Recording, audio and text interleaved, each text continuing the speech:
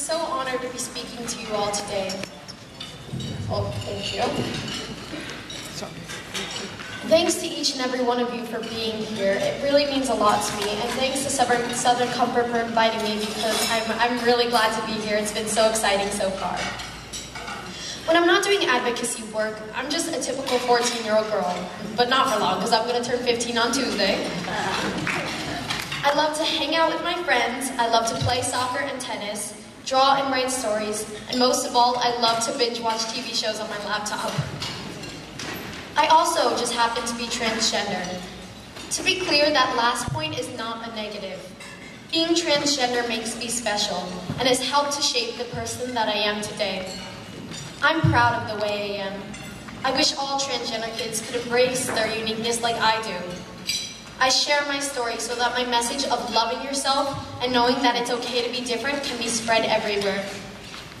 When I was born, I was assigned male on my birth certificate, but from the moment I could express myself, I was feminine. I was drawn to anything sparkly, pretty, and girlish.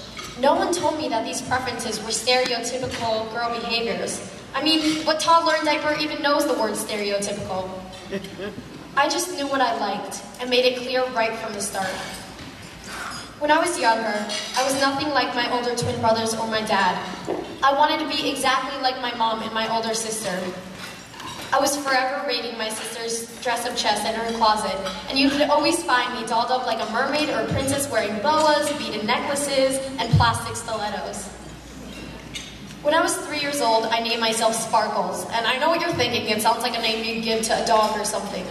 But to me, it was just special. It was the way I felt. It was at this time I began insisting that I was a girl. I wasn't just a boy who liked girly things. I knew I was a girl. At first, my parents thought it was a cute passing phase, but as time went by, they knew it was something much more serious. My parents are pretty cool people and very proactive. They took me to a specialist, and when I was 3 years old, I was diagnosed with what's now called gender dysphoria. They were told not to encourage or discourage my behavior, but to simply follow my lead. And at that time, they had no idea the adventure they were about to embark upon. At the time, I was just in preschool, and they were already met with the resistance of the school administration. This was the early 2000s. There was a lot of ignorance regarding trans people in general, but transgender preschoolers were unheard of. As kindergarten approached, my parents knew it would be harmful to my mental well-being to force me to conform and start elementary school as a boy. They fought for my right to attend kindergarten as a girl. Since then, my life has been a series of battles and triumphs. But with the unconditional love and support I've had from my family, I've been able to persevere. For 5 years, my elementary school banned me from using the girls' bathroom, and for 2 years, I was banned from playing girls' soccer. And earlier this year, my home state wanted to put me in jail for using the girls' bathroom. It's crazy. I've experienced bullying and isolation, but in the end, all of these obstacles have made me a better person, a stronger person, and a person with pride.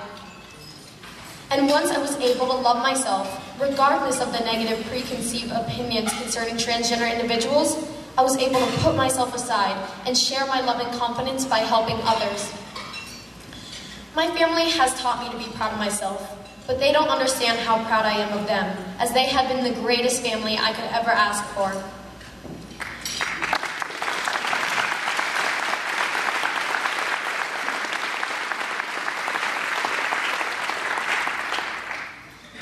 Without them, I probably wouldn't be the person that I am today.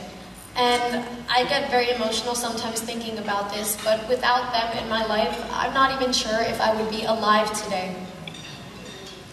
They have guided me on a path where you spread unconditional love to all. Because of them, I am here today, sharing my emotions and beliefs. However, many transgender people don't have an accepting family like mine and face a lot of discrimination from society. It's upsetting to know that there are still prejudiced people who don't accept others. People are afraid of what they don't know or understand, so instead of educating themselves, they can be cruel and ignorant. Please keep in mind that 50% of kids like me will attempt suicide before they are 20. With that in mind, I'd like to continue speaking around the country at conferences, schools, and colleges, and spread my message through the media. I'd also like to continue being a voice for trans youth who are afraid to speak out. I'd like to show this world that kids like us don't have the same rights as other children, and it's just because we're transgender. And I plan on helping to change those laws. For those of you who are allies, you are our angels. You're making the world a better place for kids like me. Please continue to do everything in your power to fight for our rights to be treated equally, to be supported, and to be respected for who we are.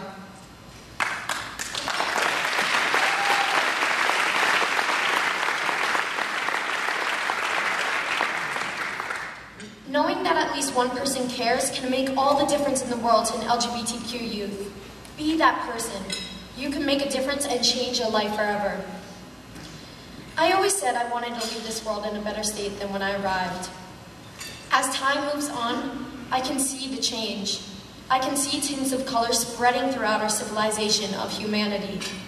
We are finally beginning to open up our minds, and it is in the power of us people, all of us united and together, to look after one another and ensure equality and justice for all. Before I go, I want to share one of my favorite quotes. Be who you are and say what you feel, because those who mind don't matter, and those who matter don't mind. Written by Dr. Seuss. Thank you.